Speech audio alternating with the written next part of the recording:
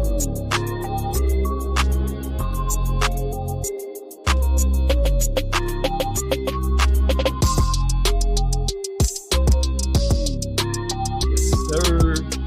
it's your boy Josh Jones, ESQ.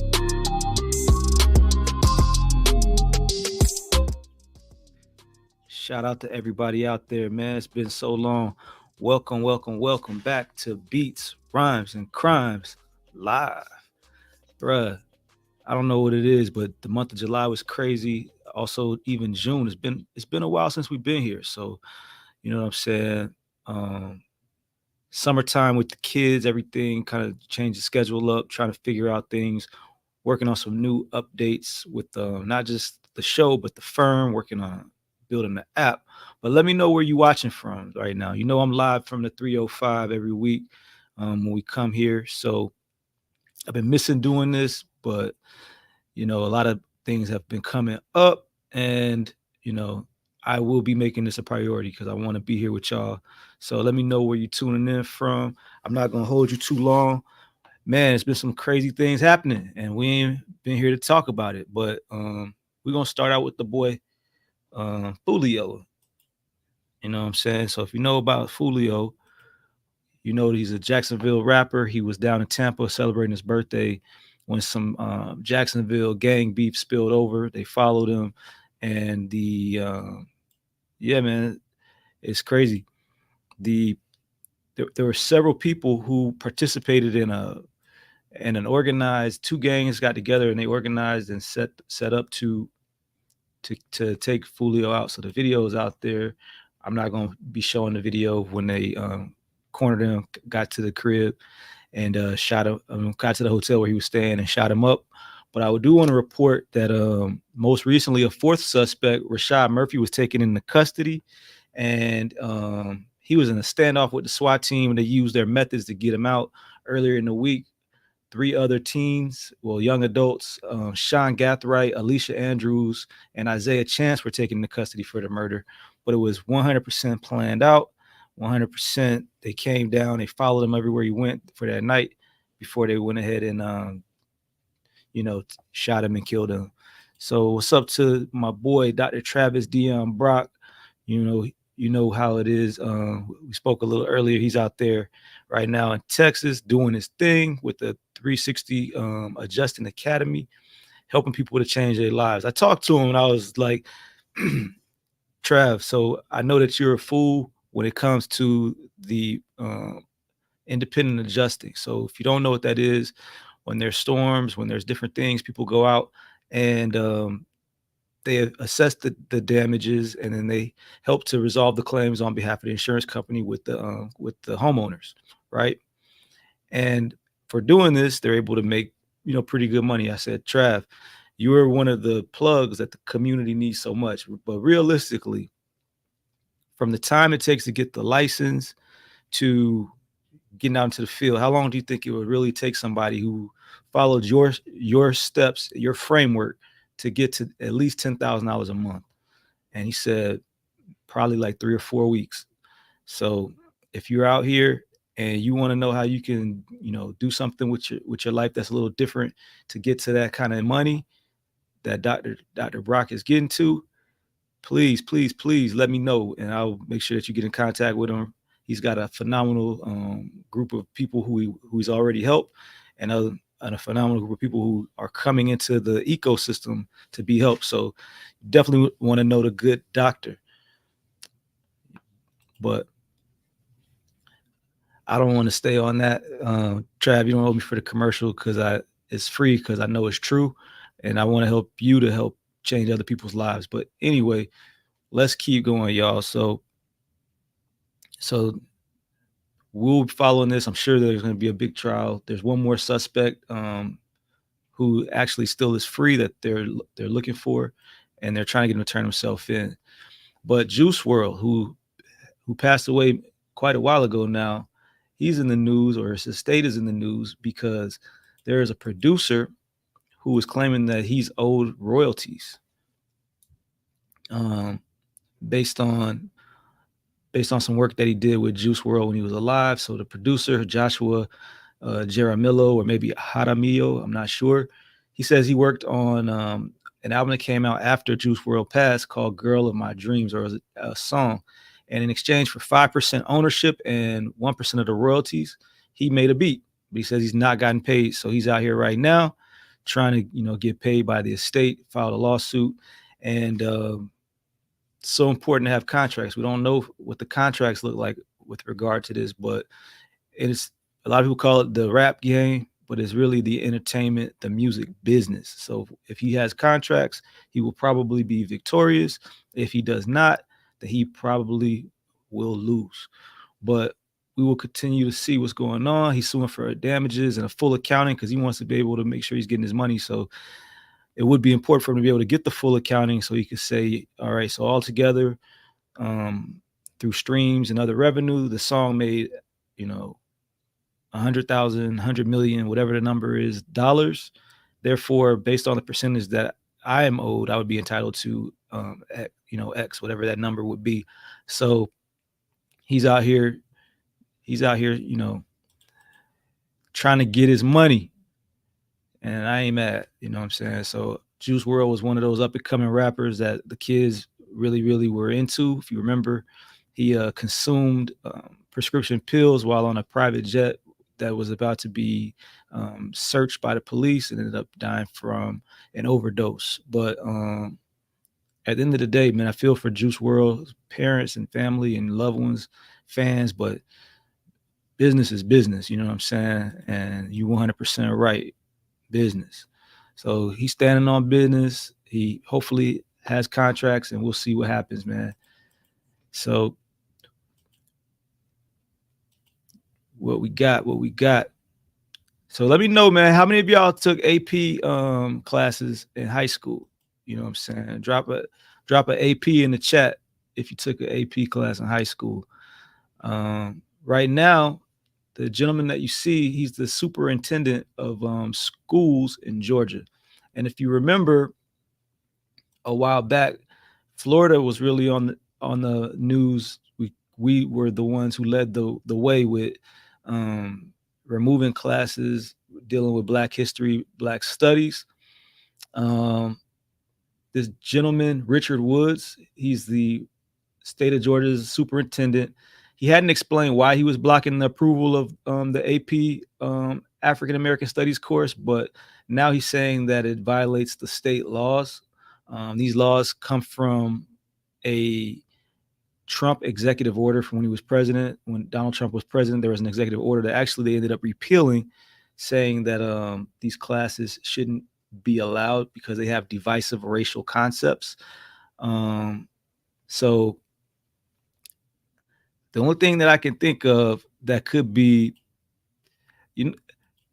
I knew my brother took AP classes, man. It's something about the spirit I already knew. So yeah, shout out to all y'all AP students, man. So the only concepts I could see about AP African American studies that could possibly be divisive are the facts, which is crazy to me that you would not be able to talk about what happens. A lot of these things come from the fact that these concepts make people feel bad. They're like, well, we didn't enslave anybody. Our ancestors did that. And it makes them feel uncomfortable about it. And we're at a point in time where the white man feels himself becoming a minority. As time and time goes on, as you look around, there are very few people. Well, there's more and more people who are just like kind of mixing and mingling. And eventually the fear, I think, is that the white man will no longer exist. So in their last attempt to try to, do whatever, they can to continue to remain relevant, these are the types of things that are happening. So please stay vigilant. Make sure you're following what's happening, electing people who will make sure that the right things, or whatever you perceive to be the right things. I think that the right thing is for people to be able to openly speak about slavery, Black history, and all the history that took place. I mean, it's facts. It's not opinions. So, and there's so many issues, but make sure that you're knowledgeable and you're doing what you got to do to make sure that the things that are important to you remain possible. What you here for? You here for what? Removing the Black history, or you want to see or the Black Studies classes, or what you here for? I'm curious. And shout out to you. I think this is my first time seeing you on the stream, so shout out to you, Hood Saviors. It's crazy to me. I mean, I was a history major. I went to Clark Atlanta University. Appreciate you. So I went to Clark Atlanta University, which is a historically Black university in Atlanta, Georgia. So shout out to everybody that went to HBCU or has love for HBCUs. As a tangent, about a month ago, we had not even a month ago, a little less than a month ago, we had the South Florida HBCU picnic where we brought together about 3,000 HBCU alumni and students, and we're able to award almost $15,000 in scholarships. Actually, no, $16,000 in scholarships to local students. So we'll be talking about that much more because it's going to be growing even more, and it's going to become an experience for people that are not from South Florida, and it may be something you might want to attend. But I usually watch things involving all three, but separate. Got you. That's what's up. That's exactly what we want to do. So we want to bring it all together so we could talk about it all, right? But the only reason why schools like Clark Atlanta exists and why we have these types of classes is because if we didn't have these things in place, these things would get swept under the rug. And the importance of remembering the past, where you came from, would not happen, and people would be left with ignorant opinions based on feelings and not on facts. So we like to stand on facts. All right. Shout out to Prairie View A&M, which my first exposure to Prairie View A&M was, I don't know if Trav, you remember, but back in like the late 90s, early 2000s, they had lost like 80, 90 football games in a row. But I know they back on track when it comes to that, and academics was never not on point. So you know, there it is. So yeah.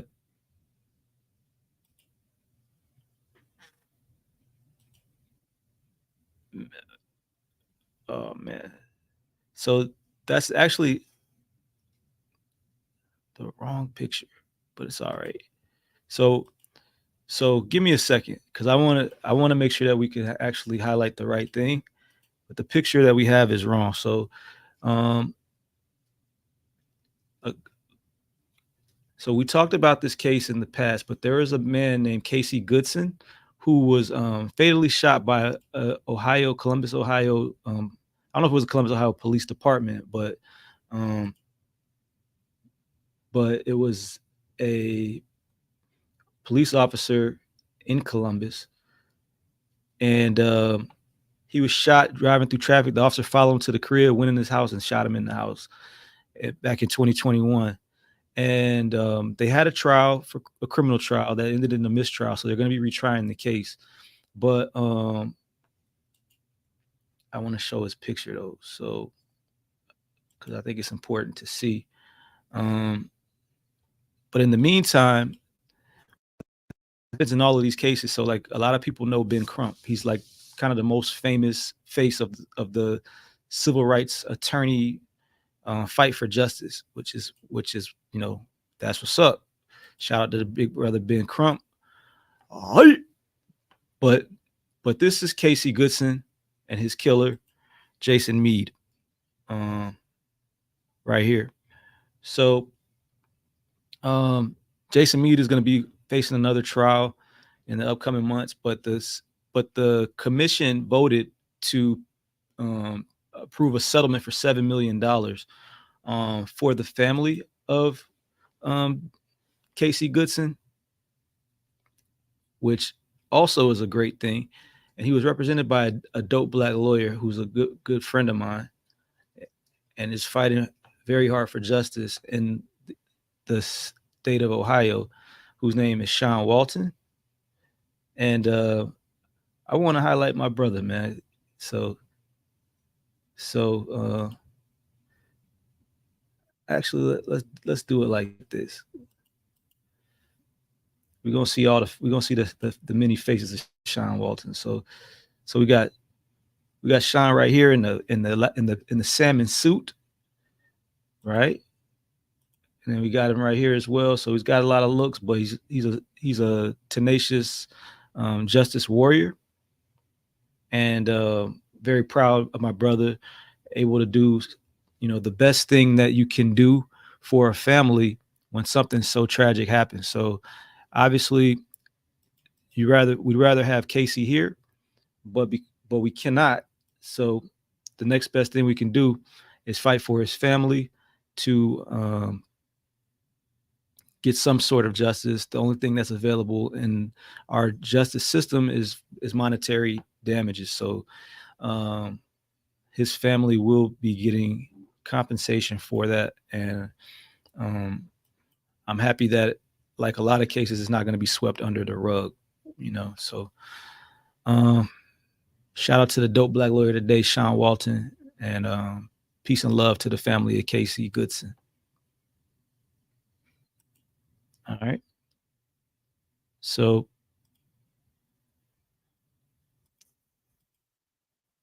man, have y'all been keeping up with the Thug trial? Because it's been crazy. Let me know. Let me know if you've been keeping up. It's a lot going on just with the judges. So I'm just going to give you a judge update today because we're going to have to go through and do a comprehensive, like, where are we now with the Thug case. I've been saying that, but so much has happened that we have to do that. So y'all remember our good friend Euro Glanville, right? So he recused himself basically at the sounds like he got quired. That's what we call it when you get fired and quit, and you quit at the same time. But basically, Judge Glanville stepped down, and then they put in a new judge, Shakira Ingram. And then within a couple of days, Shakira Ingram stepped down. But it's crazy. Like, this Thug trial is crazy. It's one of the craziest things I've seen, bro. So she stepped down because her bailiff apparently is smashing or used to smash one of the defendants. So she may be called as a witness. So it would not be appropriate for this judge. And I guess to be cautious, to make sure that there is nothing that's inappropriate, the judge stepped down because her bailiff may be called as a witness. Crazy, bro. I ain't never really heard of nothing like that. The trial's been going on for 8 months. It's probably gonna be going on for at least 8 more months, and we're gonna get so much. But every time something happens in this case that you think cannot be topped, it gets topped. So yeah. So now we got a third judge. So the second judge was a sister from actually Clark Atlanta University. She went to my school. She was a Delta. She is a Delta. And now the new judge for the Thug case. Let me get her name because I have it right here, but I can't remember it off the top of my head. She ain't no sister, so she probably don't have no connection to Thug or anybody in the case. But where is it?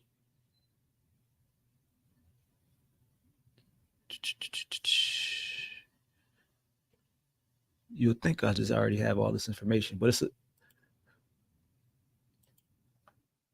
judge. But she's already denied. They asked for Thug to be released, released again, and she already denied that. Thug. So here it is. All right. So he's been in jail since 2022. And now with a new judge, they said they're hoping that maybe they could get the thing denied, right? I mean, get him out, but she denied it. So yeah, man. So Hood Saviors is saying it would be dope to see someone like me make some sort of content that's similar. Let's talk, man. Let's collab, dog.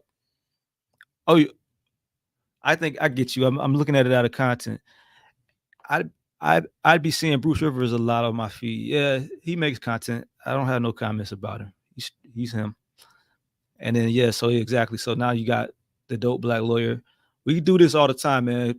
Tap in with us, subscribe so you can get the updates or whatever. And we're working on getting more content so that you can get more of this, and bringing on other experts as well. So I appreciate you, dog. I know you. I don't even know who you are, but I appreciate you tapping in. I'm gonna check your stuff out as well. And Dr. Brock, I I'm I don't know, bro. I think I agree with you, man. Thug looking, you only got to have reasonable doubt. It doesn't have to be um a, a whole lot of doubt, but you got to just have a little bit of reasonable doubt that you know the person is not guilty, and you got to let them go home, man. It's just too much. They say the judge Glanville probably is going to, they want to call as a witness. They said prosecutor Love, they want to call as a witness. They found out that there was another ex parte hearing before the one that got Judge Glanville removed from the case. So it actually happened first, but they found out about it second. So it's a lot of different stuff going on here, and I hope that if they do convict Thug, I don't hope that they convict him, but if they do, that it's based on evidence. It's not based on anything else. We've had jurors removed. We've been having all types of stuff. So yeah, I appreciate you, big bro. And my co-host isn't here either, but he will be back soon. And this story that we're going to talk about last, he would also, it would hold some a spot for him in his heart too. I'm pretty sure he said it on here before, but he and I both have sons who have autism. And if you don't know Brendan Deeper, he's a young man in Florida in a smaller county, Flagler County, and he's autistic. He has ADHD, and he was left in the care of a paraprofessional who ended up on video assaulting horribly. No doubt about it, right? So he definitely assaulted her as a high school student. I believe he was 17 at the time when it happened. They're charging him as an adult. He pled no contest because he really had no great defense. And the sentencing will continue next week. He could be sentenced for, I want to say life. He's facing life for what happened. Hopefully the judge does show leniency based on the facts. He's got a lawsuit against the school board because the school board was not even supposed to leave him in the care of a paraprofessional based on his IEP, individualized education plan. So that's something else that's important that we talk about. We will be talking about that in greater detail because we have so many kids in our community who have ADHD, who are autistic, who have other disabilities, and it's important that they're able to learn in a way that is most suitable to their style. And when the teachers and the schools do not meet the standards that are required under the IEP, there are consequences for that. And it's important that people understand what an IEP is, because just through my own personal experiences of dealing with having to go through these meetings with my son and in the school, I've learned that a lot of times they say the parents don't even show up to the meeting. So they must invite you to the meetings, but some don't even show up. So then if you don't show up, they still have the meeting and they make decisions without your input. So very, very important that we make sure that we do this. But man, what the Florida are we doing? Trying a 17-year-old autistic kid as an adult for an assault when the school, really period, but especially when the school has some culpability and the teacher having even been put in that situation. There was no way that a 6'6", 200 and something pound student with the issues that they knew or should have been aware of that he had would be left alone with this teacher, with this paraprofessional. So man, what the Florida. So look, man, Hood Saviors, we do this every week. All right. So check in with us, tap in when you can. If you have questions about anything that's related to the law, you know what I'm saying, let me know. You can send me a DM on your platform of choice. You can, and we're doing this on Fridays at 1, so I got to update this slide. But we're going to be doing this every Friday at 1 o'clock. Grab your lunch. If you're still on the West Coast, have a late breakfast, maybe grab a coffee, and we're going to do this, man. So anything that you want to talk about, we want to make the show for you. We're going to bring more of the hip hop conversations and the sports, just general conversation if people want to have that conversation into the equation. But we definitely want to make sure that this is the number one place to get your law and hip hop information so that you can, understand the law and make it work to your benefit, because that's what everybody else is able to do from other communities. And we want to make sure that's happening for us too. So, you know what I'm saying? I appreciate you tapping in with us the whole time. We're gonna do this again real soon. Holla at your boy.